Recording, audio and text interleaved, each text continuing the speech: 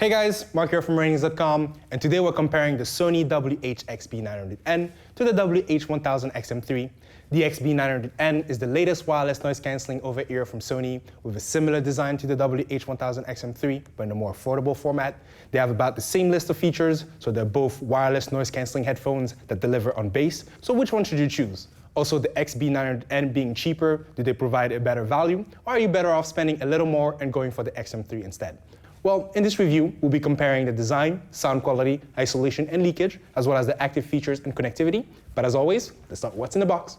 As for what's in the box, starting with the XB900N, you get a short USB-C charging cable, a 1.8 TRS audio cable with no inline mic or remote, the manuals, a pouch, then the XB900 headphones. As for the XM3, you also get a short USB-C charging cable, a 1.8 TRS audio cable with no inline mic or remote, an airplane adapter, a sturdy carrying case, the manuals, and the XM3 headphones. Now let's get the boxes out of the way and compare the design. For their build quality, the WH-1000XM3 feel more premium and durable overall when compared to the XB900N. The plastic used for the XB900N feels lower end, and the headband frame does not seem quite as sturdy or as dense. The ear cups also have big vents that do not look as sleek as the small ports of the XM3s. It makes the overall aesthetic of the headset feel considerably cheaper due to the two-tone finish and the overall plastic feel.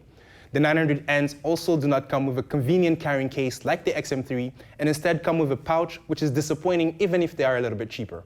This makes the XM3 feel a lot more reflective of their price range overall, and the polished, elegant design has barely shown any wear and tear since we've got them, despite being one of the more popular headsets in the office. This easily makes them one of the better built headphones that we've tested, and a better choice when it comes to build quality. For comfort, it's about a tie with a slight edge to the XB900N thanks to the thicker pads.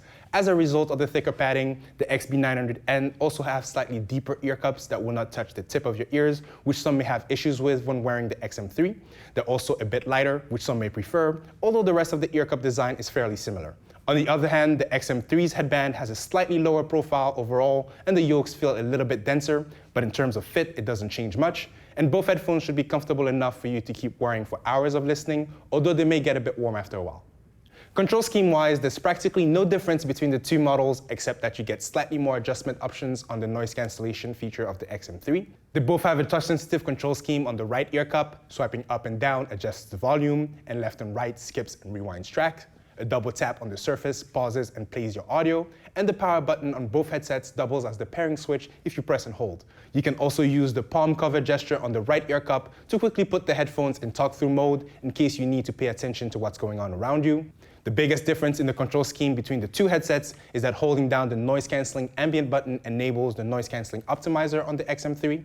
The noise-canceling ambient button otherwise behaves the same way as the custom button on the XB900N. It can be mapped to cycle through noise-canceling and ambient modes, or to trigger Google Assistant and Alexa. Unfortunately, we didn't get the chance to test the XB900's control scheme in the cold like we did with the XM3, so we can't yet confirm if the touch-sensitive surface of the 900N would have some of the same issues. Overall, design-wise, the XM3 have a better build quality that feels more durable and higher end. The XB900N may be slightly more comfortable for some, but the difference won't be that noticeable. Also, the XM3 provide a bit more adjustment options for the ANC feature, but that's about it. Now let's compare the sound quality, isolation, and leakage with Sam. The Sony XB900N and the 1000XM3 are decent sounding headphones with a similar and bass-heavy sound profile. However, between the two, the XM3 is the more accurate sounding one.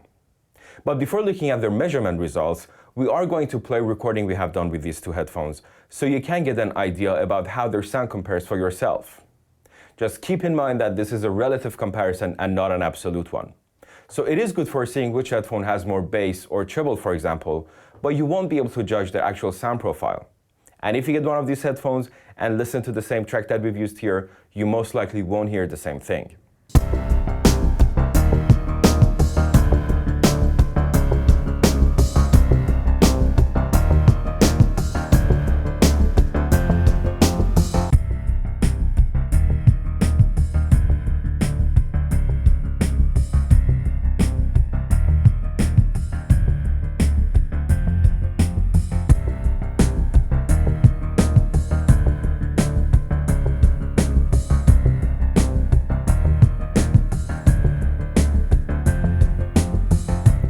Here we have the frequency response of the XB900N on the left and the 1000XM3 on the right.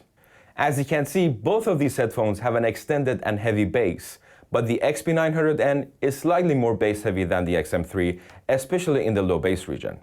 This means they will produce a bit more thump and rumble, so if you like a bass heavy sound, you may prefer the XB900N, but we don't recommend that since the bass of the XM3 is already overemphasized.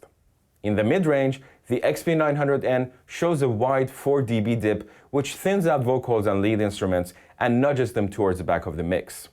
The XM3 performs noticeably better in this range and has a virtually perfect response, so vocals and instruments will be reproduced more accurately. The treble performance of these two headphones is quite similar. Both have a dip around 5 kHz and are slightly overemphasized around 10 kHz. But the XM3 is slightly more accurate. Overall, the XM3 is the more accurate sounding headphone here, which will be mostly noticeable on vocals and lead instruments. Regardless, since both of these headphones come with an app that has an EQ, you should be able to adjust their sound to some extent. In terms of frequency response consistency, the XB900 shows noticeable variations in bass and treble delivery across multiple users, which means different people, depending on the size and shape of their heads, may experience a different sound using these headphones. The XM3, however, seem to be using their noise cancelling system as a feedback mechanism to check for their fit and seal, and because of that, their bass delivery is very consistent across multiple users and reseats, which is great. Now for isolation and leakage, we have also recorded a comparison, which we're going to play now. First up is isolation.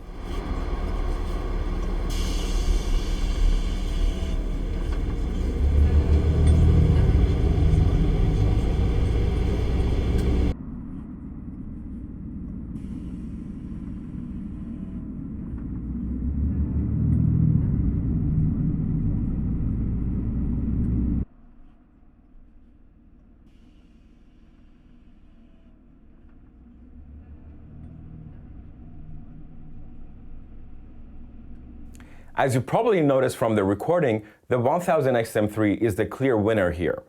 The XB900N has a mediocre performance at best and won't be able to reduce the low rumbling noise of an airplane or a bus effectively. They perform well in the mid and treble ranges though, so they can block the chatter of an office or the sound of an air conditioning system to a good degree.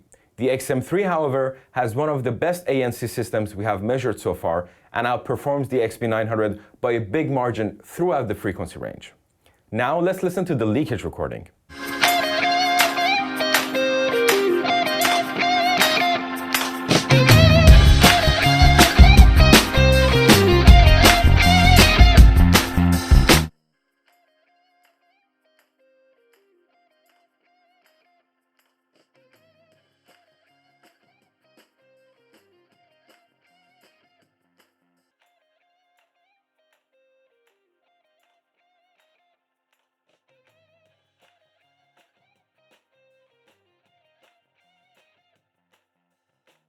In terms of leakage, the XM3 performs slightly better than the XB900. Neither of these headphones leak in the bass range, but leak noticeably in the mid and treble ranges, with the XB900 leaking a bit more. This results in a leakage that sounds mid-rangey and not as bright as the leakage of an open-back headphone, for example. Also, since their leakage is not very loud overall, you don't need to worry about disturbing the people around you unless you are blasting your music or are in a very quiet environment like a library. Now, let's go back to Mark for the active features. And now for the active features and connection options. For the wireless range, the XB900N measured better overall. They reached up to 72 feet in our obstructed test and 195 feet in direct line of sight, compared to the XM3's 53 feet and 185 feet respectively. They should both have more than enough range to use with fixed sources like your PC or TV and still walk around your house without too many connection drops. The XB900N also did slightly better in terms of latency with 208 milliseconds compared to the XM3's 224 with a regular SBC connection. With aptX enabled, the XB900N had about 164 milliseconds of latency compared to the XM3's 200. They both won't be ideal for watching a lot of video content, but 200 milliseconds is about average for most Bluetooth headsets, so not everyone will find this bothersome. Also, some devices and proprietary software compensate for latency, although we do not yet have a reliable test for that on our test bench. You can learn more about our latency test and judge your threshold for latency by checking the sample videos on our latency page.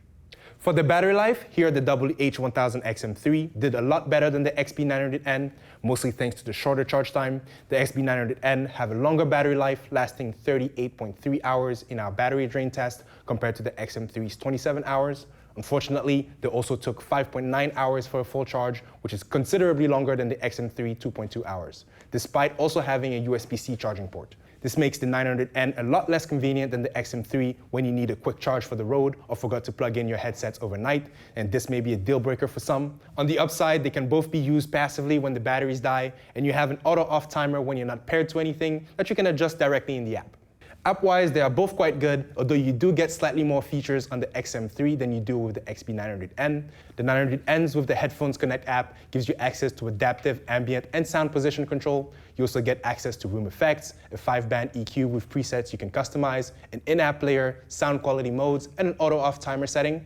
This is about the same options that you get for the XM3, but with a bit more control over the noise cancellation feature. You can calibrate the optimizer within the app. You also get a lot more options and levels you can set the noise cancellation to.